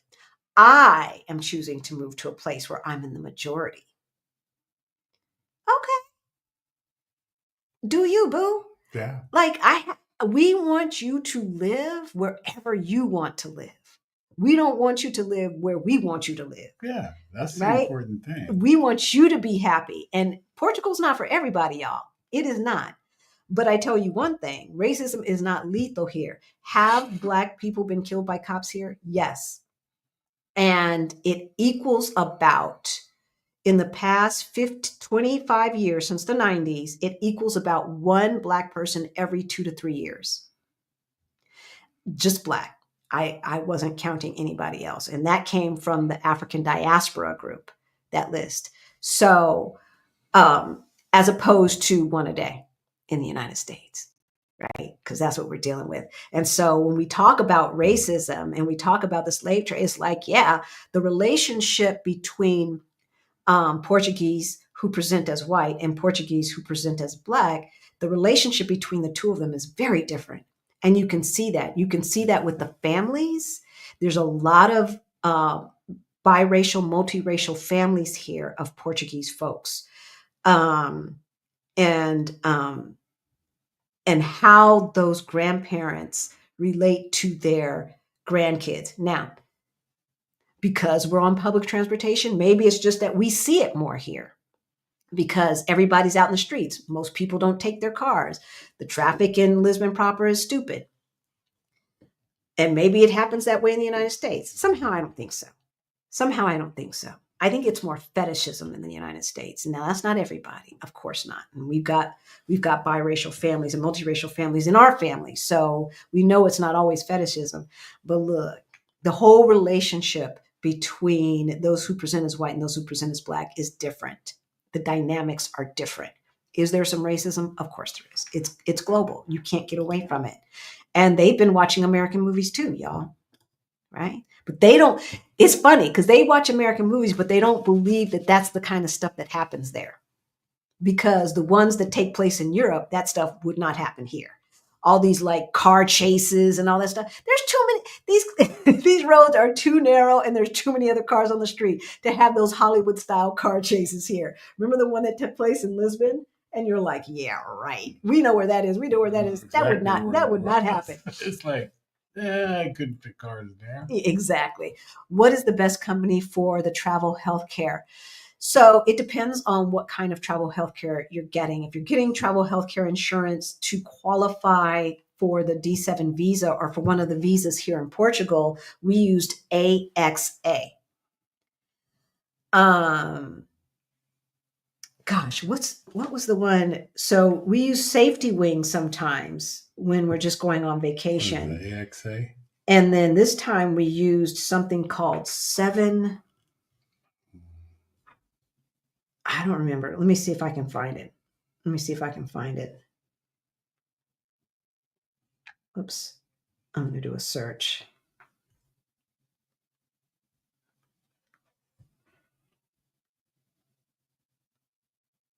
Oh no, y'all. I'll find it. Because there's too many 7s in here. Maybe if I go to our group, the Thai group, THAI, and let me search. Oh no, I'll find it. So Safety Wing, we use a 7. I just gave this information to somebody else. I don't know. I'll put it in the description below. I'll find it later. So if you're watching from the future, hey, let us know where you're logging in from, and the information will. I hope the future is great for you. I hope the future is great for you. I will put that in the information below. Help me remember that, sweetheart. Is there a site where single older folks can find a partner who also want to leave? I don't know, baby. I just can't do it by myself. You two are so lucky to have each other. Thank you, Martine. I think you can do whatever you want to do. And if you say you can't do it, then you can't. We know a lot of people who have moved here as single people. Single people. Okay, a lot. I would say about a third, if not more, of the people who move here, single women and single men of all ages, from 30 to 70, 80, literally. So I would get into the Facebook groups. If you're looking for a partner, if you're looking for a roommate, I'd get in the Facebook groups. If you're looking for a partner, I would just put that in your criteria on the apps and stuff. Look, we've been married too long. All the apps and all of that kind of stuff, we never dealt with them. So swipe. I don't know nothing about them. But Martine, find community where you want to go, okay? And then you're not by yourself, okay? There are people who have moved here who did the research, but didn't do research on people who they would want to hang out with, right? We looked at a lot of YouTube videos of Black people living here in Portugal. And so, and then we joined the Black in Portugal Facebook group and the American and Friends Facebook group and the People of Color, POCs in Portugal Facebook group.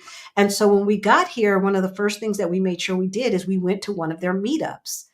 And this was on our scouting trip, not after we moved, on our scouting trip. Mm-hmm. We went to one of Black in Portugal's meetups. They had karaoke night. Yep. And that's where we met 2 of our best friends. They had younger people there, they had older people there, and everybody in between. And then it's interesting. The other thing, Martine, that you will find is once you start talking about making that move, people will come out of the woodwork and say, oh, remember so-and-so? They're moving there too. Yeah. Okay. Mm-hmm. And so a friend, a colleague of mine hooked me up with this colleague of hers. And she's like, a friend of mine just moved to Portugal. Can I connect you guys via Facebook? I'm like, of course. And so we met her like the second day we were here for our scouting trip. That's Twana. She's been on the channel like 3 times now, 4 times. And she's one of our best friends too. We spent Christmas with those 3 people, with the first 3 people that we met on our scouting trip. Okay. And so then we kept in touch via WhatsApp, right? We kept in touch. When we went back to get our Mexican residency and then go to our appointment and then go home and pack to come back, we kept in touch. And so when we got back, we had birthday dinner with those 3 people. Mm-hmm. So we had birthday dinner for Rick, and we all went out. Then we went out for drinks afterwards and everything else. So we already had friends here once we moved back. Yeah, you find yourself doing more and more things with the people that you meet here, they become not only friends, they become family. Yeah, exactly. All of the people that we went to Thailand with, we met here. Mm-hmm. And we just traveled with 10 people. It was hard to find 10 people from the States willing to travel. Yeah. When we did that, they were people from the nonprofit organization that I volunteered for. These were work relationships, right? They weren't out of work relationships. Yeah,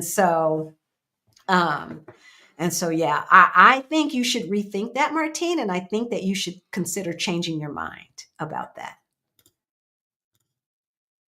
I'm relatively new here and I have to ask, hey, Jay Montgomery, welcome, welcome, welcome. What are the bugs like? Bugs are everywhere. Bugs are everywhere. Mosquitoes are everywhere. Yeah, but you don't see those big flying roaches. Yeah, they're not crazy.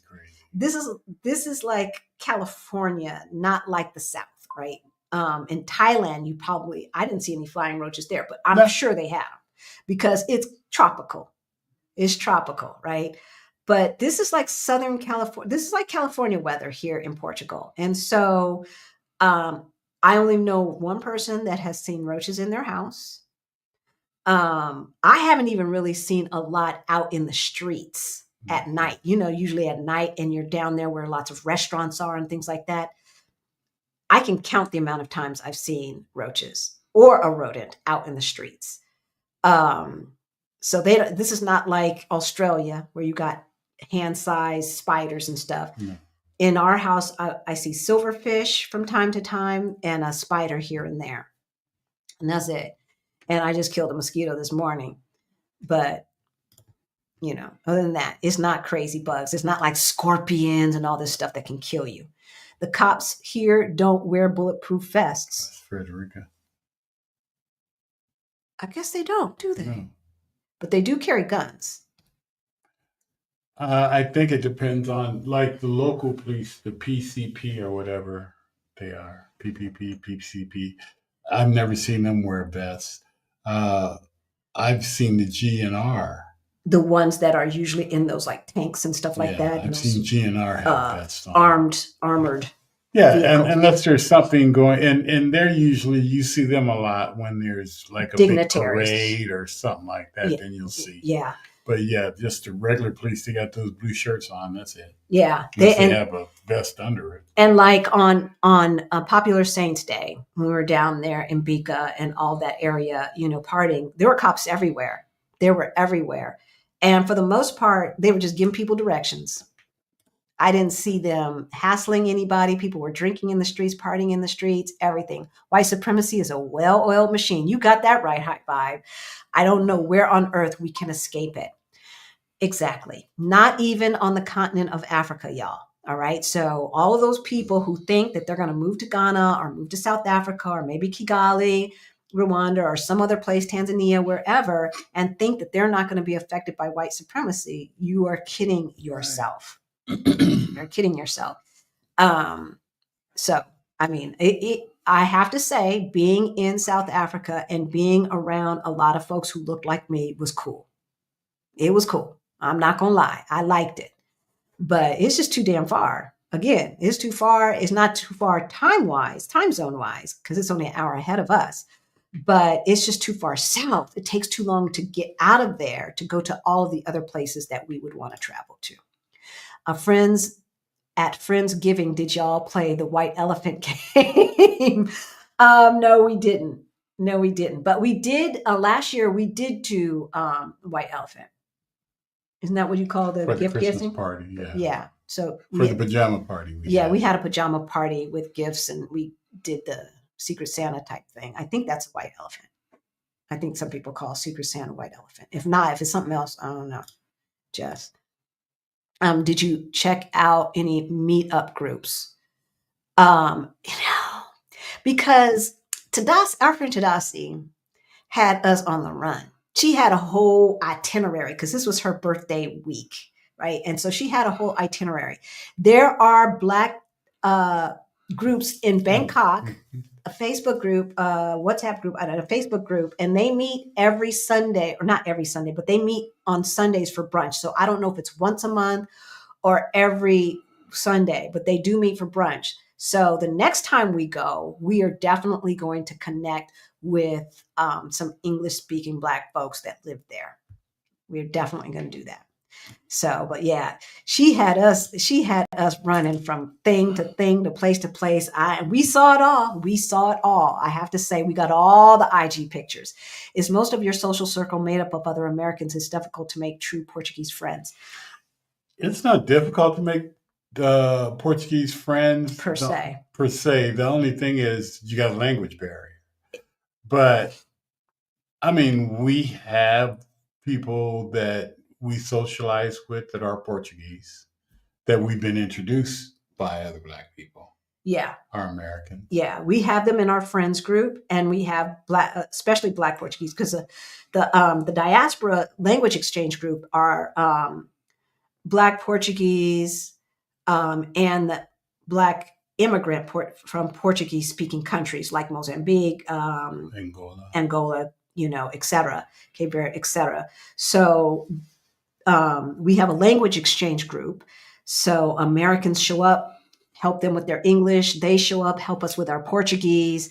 And so from that, friendships develop as well. So yeah, in our bigger friends group, yes, we do have Portuguese folks.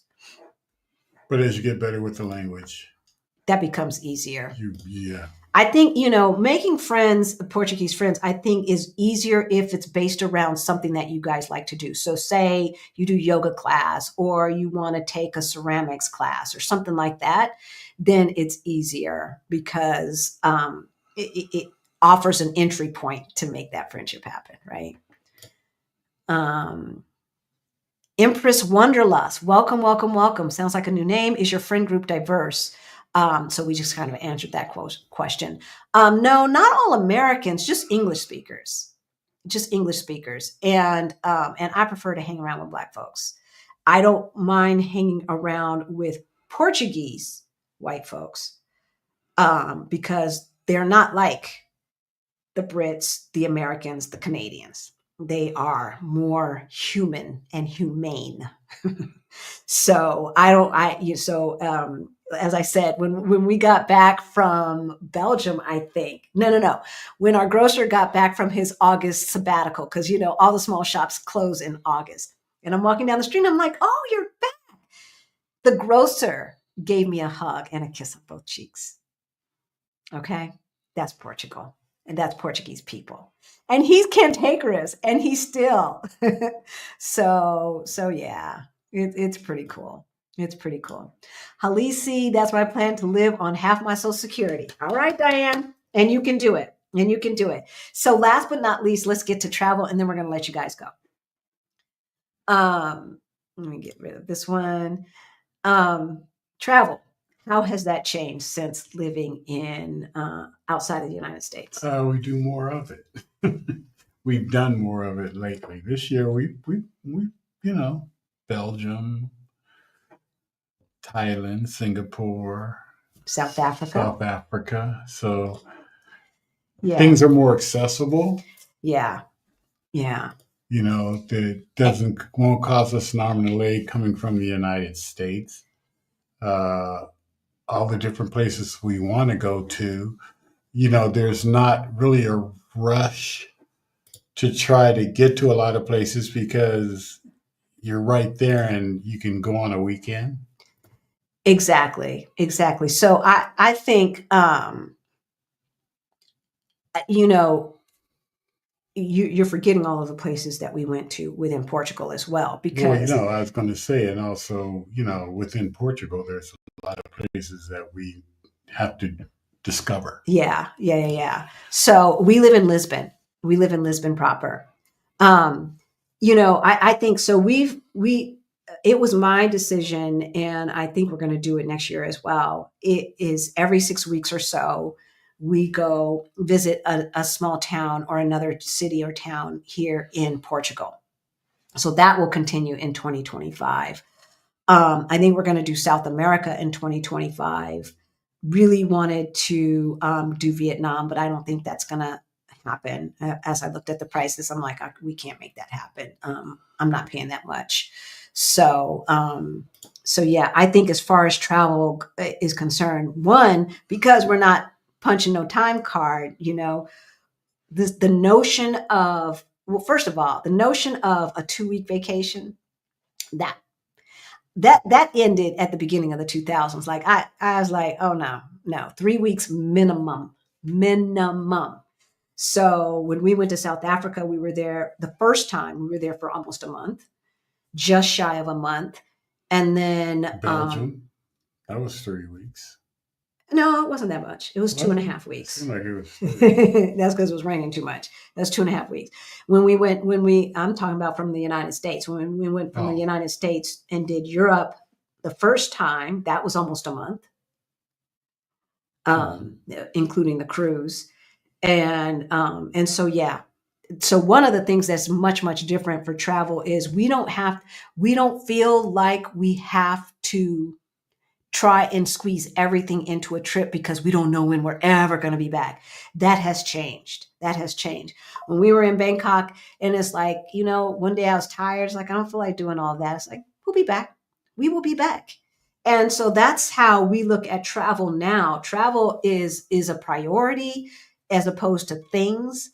And I think that we also incorporate house sitting into our travel to make it more affordable. So when we were in Belgium, we had free digs. When we were in Girona, Spain, we had free digs. When we were in Manchester, England, we had free digs. And now I'm on the list for Asia. I'm looking for Asia. I'm looking for Panama. I'm looking for Costa Rica for next year. So if I find a house sit, then we'll be going. And because then all we have to do is pay for food and the transportation to get there. Yeah. Right. And even house sits here in Portugal in cities that we don't live in. So I checked that out as well. All right. We're going to answer these last questions and we're going to let you go. Is the Bika area more affordable? No. It is the tourist area, and you want to stay out of that. We're in the historic district, but those are the older apartments and things. Now there's some new builds, but they're probably going to be hotels.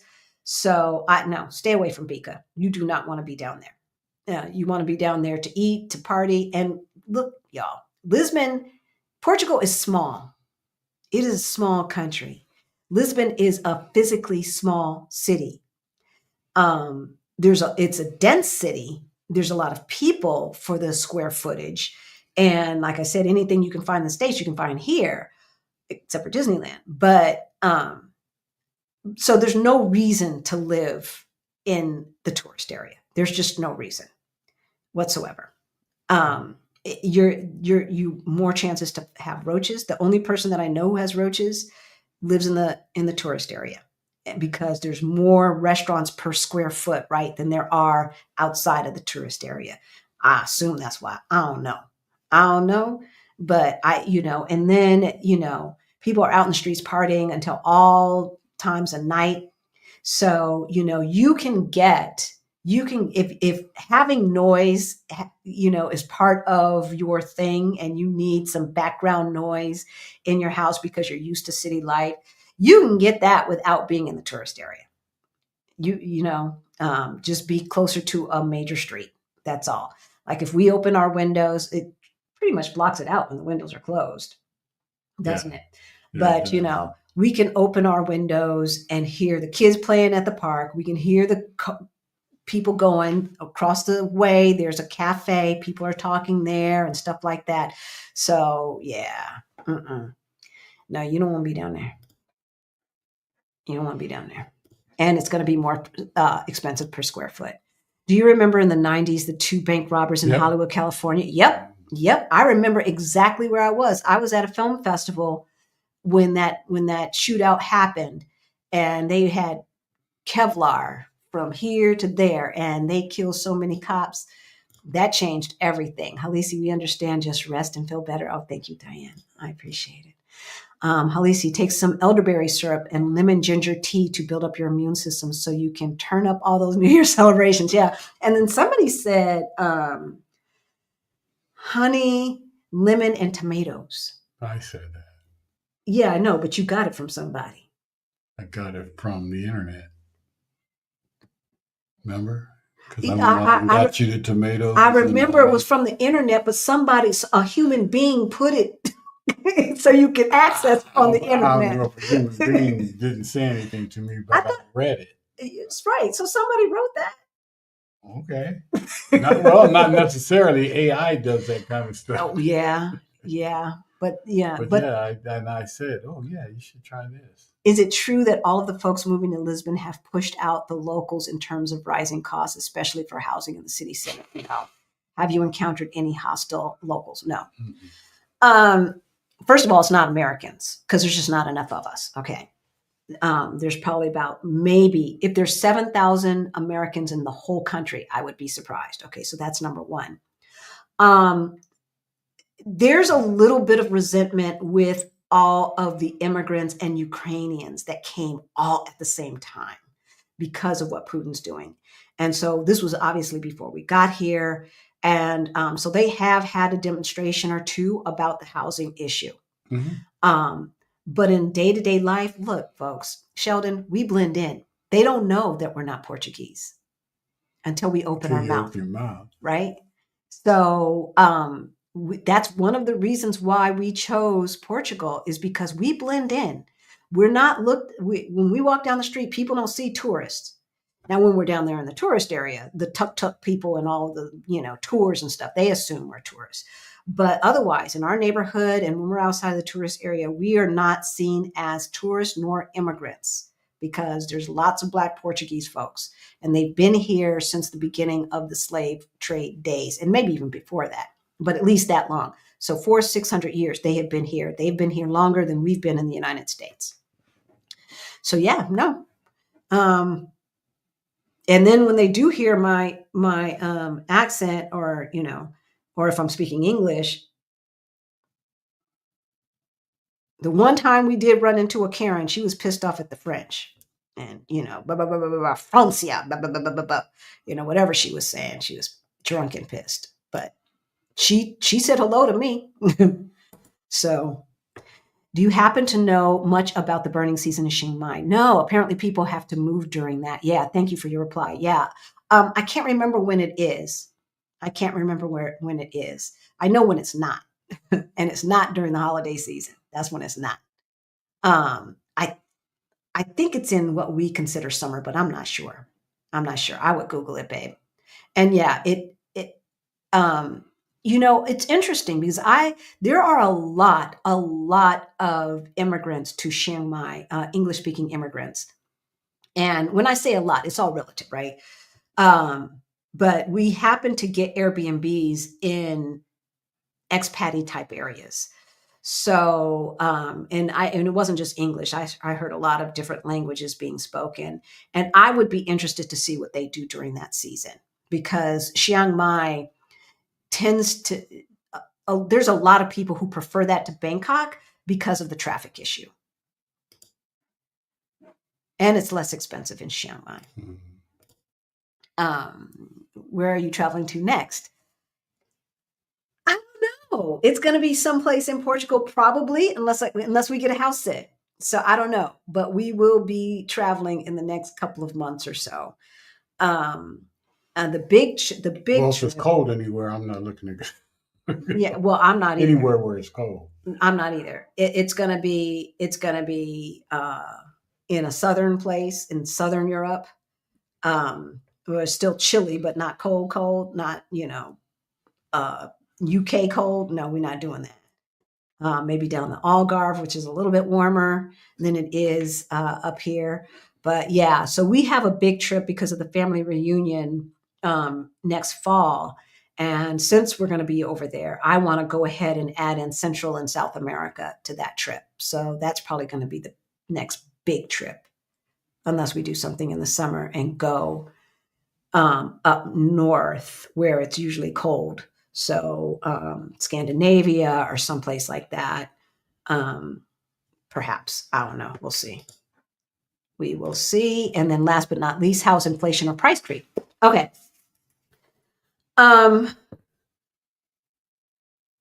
from when we first moved here. Okay, I got my feelings hurt because the public bathrooms, you have to pay to pee in Portugal. You have to pay to pee in some places, not all places. No, but in the train stations, and in Italy, and in Belgium. Oh yeah, right. I can't think of any place, but that said, they have an attendant standing there, and so the bathrooms are always clean. Right. So it was 50 cents the last time I used it. This time they doubled the price. It's €1 to go pee. I got my feelings hurt. So that I haven't really seen any creep as far as Uber or Bolt. The milk is still the same price. Eggs maybe a little bit higher, a couple of pennies, maybe 10 cents or so. Fruits and vegetables basically the same price, especially if you get them from the mom and pop stores. We don't drive, so I don't know about the gas. Transportation card has not changed since we've been here. I know. I wasn't Thailand. She was saying something about the gas prices or something there being high. Yeah. I think gas is high everywhere except for the United States, relatively speaking. Mm-hmm. And because we buy so much of it. And so we try to get a bulk rate, but I don't know.